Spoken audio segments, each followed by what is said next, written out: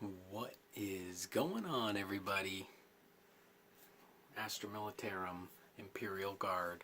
My prediction, they're going to win the Las Vegas Open.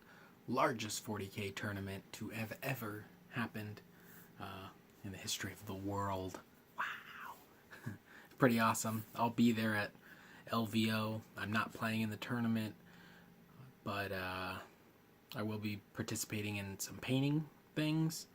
And I'll be hanging out, so if anybody wants to hang out, I used to live in Vegas for 4 years, so I got connections at nightclubs and stuff, although I won't be doing that either, because as of Christmas Day, in about 2 days, I think from now, I will be 2 years sober, so it's going to be the most boring time I ever had in Vegas, and we're going to try to make the best of it, with like some good cheeseburgers or, Gordon Ramsay food or something. But that aside, Astra Militarum, we know, we're old, we call them the Imperial Guard. I do believe they have what it takes to win the Las Vegas Open. This is due to a few reasons.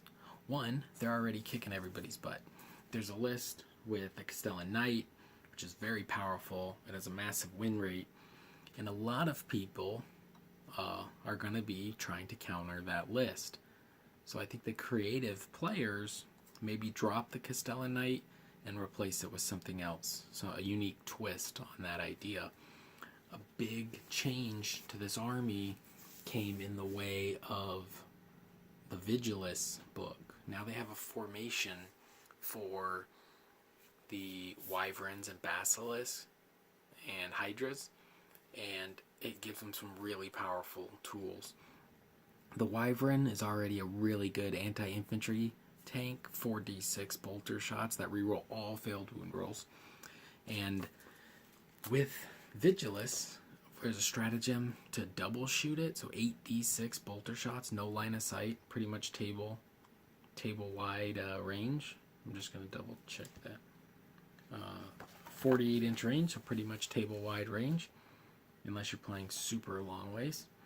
And it ignores cover next to the guy holding the relic in the new Vigilis formation. So it has no AP normally. Ignoring cover is like the equivalent of having AP 1, because what you're doing with that tank is probably shooting guys in their deployment zone, hiding in cover, sitting on objectives. You're going to start clearing them out big time. Now, another big hitter in the 40k world is this guy right here, Commissar Yarrick.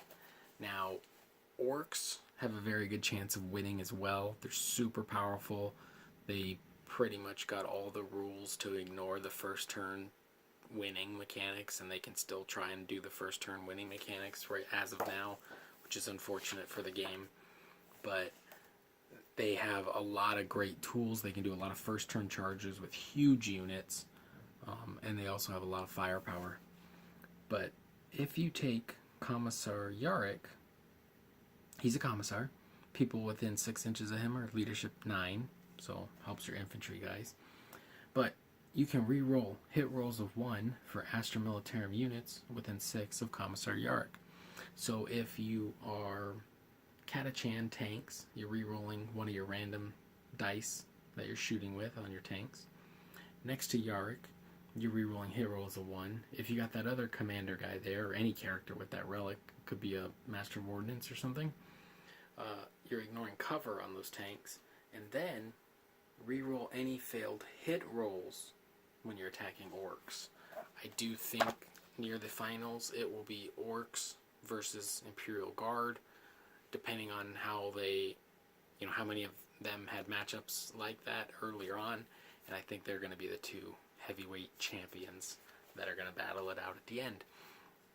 Eldar has all the tools as well, but I think the Orks, with their massive blobs of Orks and the devastating shooting, I'm just not sure the current Eldar build has enough firepower, whereas the iGuard with the amount of bodies they can have, plus a lot of their multi-shot heavier weapons are like basically all good at killing infantry, and the only thing you're paying for is different numbers of shots and different strengths and stuff. But it's pretty much all anti-infantry, and they have a lot of options for that. And they're still, with allies or with some of their other vehicles, they're still good at killing heavy things like knights. Now, they have incredible movement too with the double move. It's not as sneaky as like some of the Eldar Ork stuff, but it does really surprise your opponent who how fast your little infantry squads can move to get on an objective, just so you can score, like, say, hold more, or at least hold one, but if you're going for hold more. In the top tables of the LVO, I am sure they're all aware of these tactics because they're all probably very good players, much better than myself. A couple tips: if you're going to LVO, I would think you should practice your army as much as you can before you go and play in an event like that. Not because, if you want to win, for sure, but not even just that. You should know your army as well as possible, just for the speed of the game and out of respect, I guess, for your opponent. So there's not a lot of flipping through the books and whatnot, unless, you need to look up something specific. But it does help having played the same army like 3 or 4 times before the event, and that way you start to remember, you'll have certain stratagems that you'll kind of have right in the front of your mind that you'll want to pull up. Now, my thoughts: iGuard, super good at killing infantry, and basically, now correct me if I'm wrong, the iGuard list that's very powerful with the Castellan Knight is because they're super good at killing all the infantry, and the Imperial Knight Castellan is good at killing all the heavier things. I could be wrong, but I think that's the case. They can still do that, but they don't need, well, it's interesting. They don't really need the Castellan as long as they can still kill one, because later on, if they're playing Eldar and Orks, they don't need that firepower to probably blow up all the infantry. They could kill with those, a couple Wyverns and maybe Punisher Gatling guns or something. There's also been a lot of points drops in like Chimeras and things. I didn't double check, but I should have. But the Toroks with the Gatling gun, cannot remember if that went down, and I think it went slightly up in chapter approved the first time, and then I don't know if it went back down, but whatever. iGuard, they got a ton of firepower, and the Wyverns, which were already really good, coming back with ignore cover, possibly AP1 on 6s to wound, all of a sudden they're going to be punching holes in units that people are just not ready for.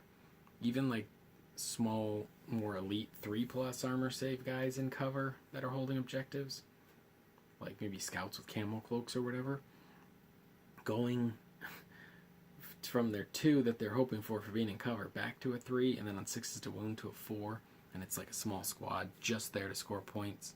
You're going to be pretty devastatingly strong. And if it's an Ork unit, rerolling all hits, rerolling all wounds, ignoring cover, 6s to wound are -1 AP, and you reroll one of the 4 dice if you're Catachan for how many shots you're going to fire. Pretty good. I would love to hear what you guys think in the LVO, upcoming LVO. What army you think has what it takes to win. The reason I'm thinking my top 3 would probably be Eldar, Orks, and iGuard. Although it would be interesting to see a Tyranid player come up with something that can really slaughter a whole bunch of Orks. I think if you have the firepower to mow down like 30-40 Orks a turn and still screen yourself out from them, you'll be in pretty good shape. But there's still going to be a lot of Orks, right? I think people are shooting for 90 minimum. Not minimum, but there'll be a lot of armies with like 90 to 120, probably, of big Ork blobs. I am not a huge fan of trying to fill up the table with that many models when there's a time limit involved, but whatever. I'm not a huge fan of any kind of dice app or whatever. I'd rather we play the game because we roll dice and we move miniatures when it's not a video game to me. I don't know, personal opinion. I'd prefer people roll it. But if I went to LVO and I was playing against a guy who had a big mob of stuff, I would let them use the dice app because, you know, they paid to go to the event and they want to have a good time, and it wouldn't ruin my time. If I was in my local store, I would make them roll it.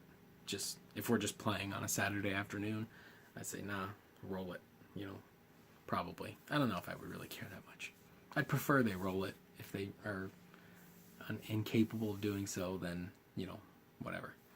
But with all the Orks' ability to really pin you in your deployment zone, but the iGuard with their ability to screen and their ability to put a lot of gunfire into infantry models, I think it's going to be a very powerful thing. You might see the return of the Scout Sentinel, which I think would be very powerful against Orks. It has a free move at the beginning of the game, and Orks are going to be right on top of you turn 1. So if your deployment zone's 12 inches in, and your screen's just there, and your stuff's back here, it's not much of a distance. But if your unit's here, your screen's here, and then your sentinels are here, right? Your gun, your firepower, your screen, your sentinels move up. Now they drop all the way over here. Pretty awesome.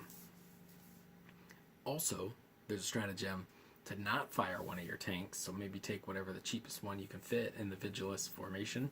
It's called the Hammer of the Emperor or something like that, Emperor's Hammer. You can have the move of an enemy unit, and they don't get Overwatch. I don't know, the Overwatch thing could work if you're doing an ally, if you're plugging in an ally, so maybe some Custodes or, I don't know, some kind of assault unit that Space Marines, or, you know, maybe AdMech infiltrators or whatever, the Castellan robots, I don't know.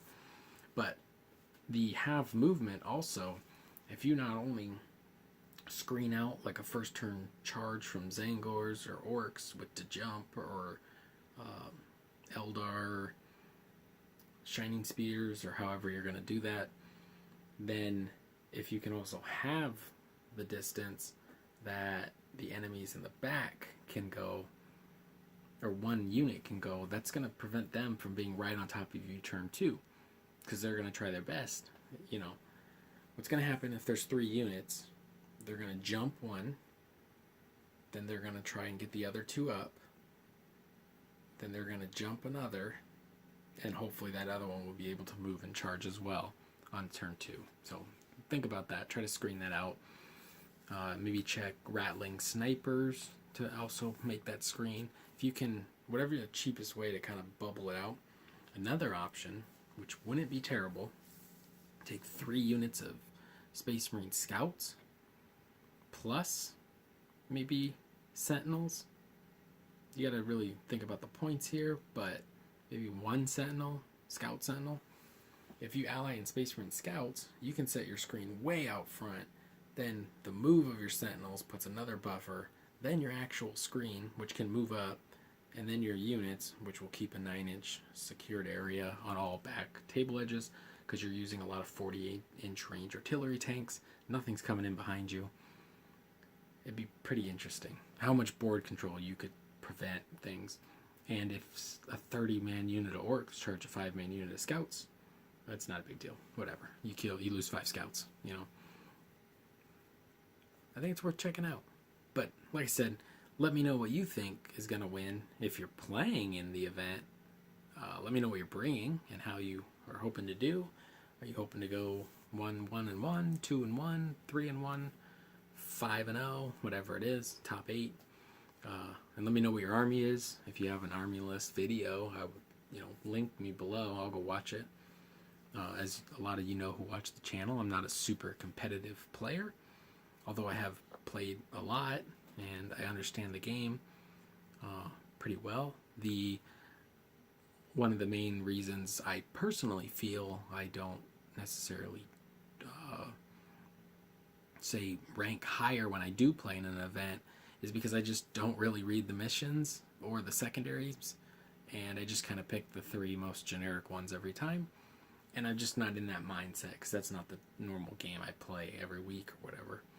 But I think if I practice, I could get better at it, but I also don't really think I'm that interested in practicing that. So, just having a super good time painting. Please subscribe. We are almost on Christmas. We're over 500 subscribers. We're gonna be doing a giveaway for that soon, but because I'm working on my line of paintbrushes, I got my very own line of paintbrushes coming to Kickstarter.